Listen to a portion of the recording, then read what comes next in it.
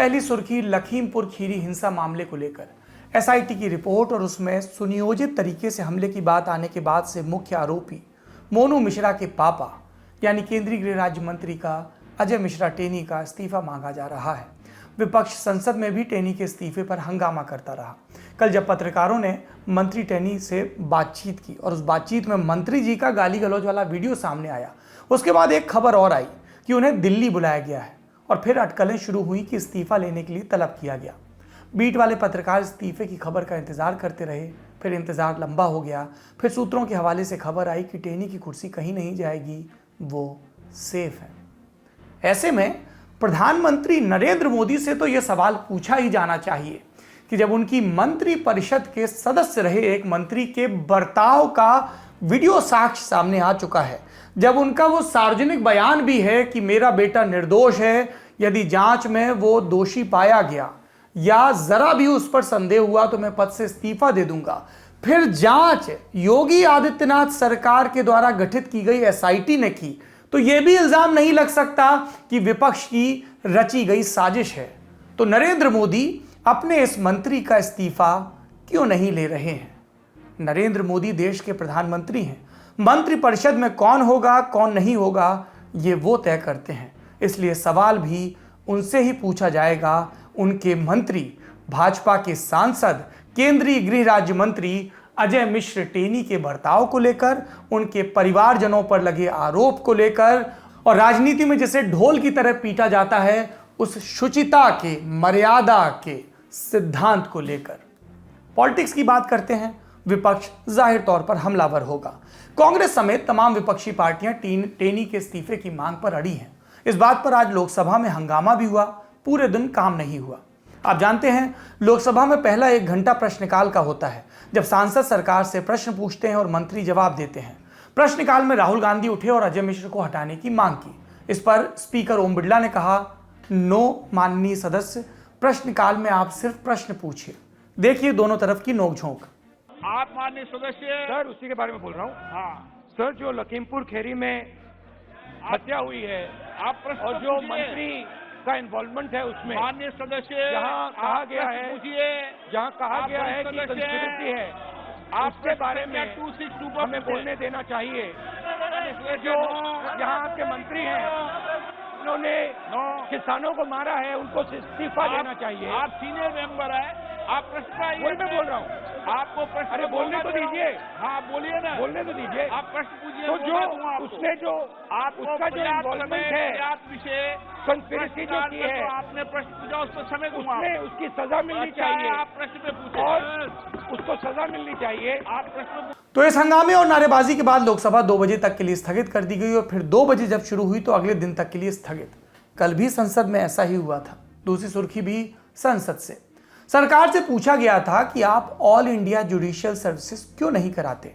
इस पर आज कानून मंत्री किरण रिजिजू ने जवाब दिया। कहा कि इस पर राज्यों में एकमत नहीं है। कुछ राज्य सरकारें और हाईकोर्ट इसके पक्ष में हैं और कुछ इसके खिलाफ। पक्ष में सिर्फ 2 राज्य और 2 हाईकोर्ट ही हैं, इसलिए ऑल इंडिया जुडिशियल सर्विसेज बनाने पर फैसला नहीं हो पा रहा है। देश में आईएएस और आईपीएस की तर्ज पर हाईकोर्ट में भी नियुक्ति के लिए ऑल इंडिया जुडिशियल सर्विसेज की मांग लंबे वक्त से होती रही है। इसका समर्थन करने वाले ये तर्क भी देते हैं कि राज्यों की जुडिशियल सर्विसेज में सिलेक्ट होकर जो जज बनते हैं उनमें से ज़्यादातर हाईकोर्ट तक भी नहीं पहुंच पाते, जिला कोर्ट पर ही रिटायर हो जाते हैं। जबकि हाईकोर्ट में या सुप्रीम कोर्ट में बड़ी संख्या में लॉयर्स को, अधिवक्ताओं को एक तय अनुभव के बाद जज बनाया जाता है। इस प्रक्रिया पर सवाल उठते रहे हैं। पूरी जुडिशरी में कुछ खास परिवारों का दबदबा रहने का आरोप भी लगा है। इसमें सुधार के लिए ऑल इंडिया जुडिशियल सर्विसेज की मांग भी होती रही है, लेकिन अब सरकार ने ही कह दिया हम क्या करें, राज्य तैयार नहीं। बढ़ते हैं अगली सुर्खी की तरफ। ये सुर्खी बनाई एक मुलाकात ने, चचा भतीजे की मुलाकात।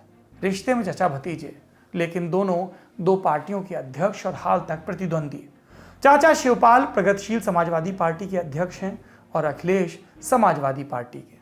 जब अखिलेश शिवपाल के घर पहुंचे तो वही सब हुआ जो होता है। चरण छुए गए, गले लगा गया, परिवार के साथ चाय नाश्ता। यहाँ तक मुलाकात पारिवारिक लग रही थी। फिर अखिलेश यादव ने चाचा के साथ फोटो ट्वीट की और लिखा, प्रसपा के राष्ट्रीय अध्यक्ष जी से मुलाकात हुई और गठबंधन की बात तय हुई। क्षेत्रीय दलों को साथ लेने की नीति सपा को निरंतर मजबूत कर रही है। सपा और अन्य सहयोगियों की ऐतिहासिक जीत की ओर इसे ले जा रही है। माने चाचा और भतीजी ने अपने मनमुटाव दूर कर लिए। चुनाव में मिलकर लड़ेंगे। हालांकि बाद में ये ट्वीट डिलीट कर लिया गया। क्या गड़बड़ हुई नहीं पता। ट्वीट वाला फोटो शिवपाल यादव की तरफ से भी आया, ये डिलीट नहीं हुआ। उन्होंने लिखा कि अखिलेश से अगले चुनाव में मिलकर लड़ने की चर्चा हुई। तो कुल मिलाकर दोनों पक्ष अब पुराना झगड़ा मिटाने को फिलहाल तैयार दिख रहे हैं। वो झगड़ा जो 4 साल पहले अपने चरम पर पहुंचा था। समाजवादी पार्टी में तब मुलायम सिंह का दौर था। शिवपाल सिंह नंबर 2 माने जाते थे। लेकिन 2012 में जब मुलायम सिंह ने कहा कि मैं मुख्यमंत्री नहीं बनूंगा, अखिलेश बनेंगे, तो समीकरण बदलने लगे। और 2017 के विधानसभा चुनाव से पहले जो पारिवारिक झगड़ा शुरू हुआ तो सब सार्वजनिक हो गया। मुलायम सिंह की जगह अखिलेश पार्टी अध्यक्ष बने। शिवपाल और अखिलेश में तीखी बयानबाजी हुई। फिर शिवपाल अलग हुए और 2018 में शिवपाल यादव ने अलग पार्टी बनाई। पहले नाम रखा सेकुलर मोर्चा और बाद में प्रगतिशील समाजवादी पार्टी।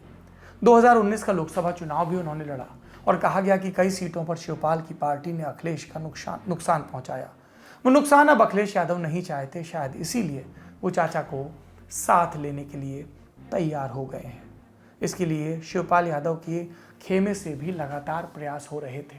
यूपी की राजनीति की बात चली है तो एक खबर सरकार की तरफ से भी। यूपी विधानसभा में एक विधायक के सवाल पर यूपी के स्वास्थ्य मंत्री जय प्रताप सिंह ने कहा, कोरोना के दौरान ऑक्सीजन की कमी से यूपी में एक भी मौत नहीं हुई। अब ये जो मासूम सा या ठेठ लहजे में कहें तो फूहड़ तर्क उन्होंने दिया है, क्या आप उससे सहमत हैं? क्या आप उत्तर प्रदेश में रहते हैं? क्या आप उत्तर प्रदेश में रहने वाले किसी व्यक्ति को जानते हैं? क्या आपकी यूपी में रहने वाले लोगों से बात होती है? क्या आप उनसे पूछ सकते हैं कि कोविड के दूसरे फेज के दौरान उनके परिजनों का क्या हाल था? क्या आपने लल्लन टॉप की वो रपटें देखी हैं जिसमें हमारी रिपोर्टर स्वाति ने घूम घूम कर लोगों से उनका हाल जाना था? क्या आप ट्विटर की वो टाइमलाइन भूल गए हैं जब लोग लगातार ये पुकार कर रहे थे कि अस्पतालों में भर्ती नहीं हो रहे और जो भर्ती हो रहे हैं वो ऑक्सीजन की कमी के चलते मर रहे हैं? क्या वो सारे ट्वीट भुला दिए जाएंगे जो अस्पतालों के बारे में किए गए? आगरा से लेकर पूर्वांचल तक क्या वो सारे सत्य असत्य में बदल दिए जाएंगे तकनीकी का हवाला देकर? तकनीकी क्या कि मृत्यु प्रमाण पत्र में महामारी के कारण मरने वाले 22,915 रोगियों में से एक में भी डॉक्टर ने नहीं लिखा कि ये आदमी ऑक्सीजन की कमी से मर गया। डॉक्टरों ने तो बहुत कुछ नहीं लिखा। डॉक्टर क्या लिखते हैं, सरकारी कलम कैसे चलती है, सबको पता है। जब सरकारें ये कहती हैं कि आपदा का अंदाजा नहीं था, तैयारियों में देर हो गई, तो आपका दिल करता है कि एक बार इस मानवीय चूक के लिए बात आई गई कर दें, इस उम्मीद के साथ कि भविष्य में ऐसा नहीं होगा। लेकिन जब सरकारें धृष्टता के साथ ये कहती हैं कि एक भी मौत ऑक्सीजन की कमी से नहीं हुई, तो ऐसा लगता है जैसे सरकारों ने संवेदनशीलता शब्द से पल्ला झाड़ लिया। ये सरकारें हमारी और आपकी चुनी हुई हैं। इनकी जवाबदेही तय करना हमारा और आपका काम है।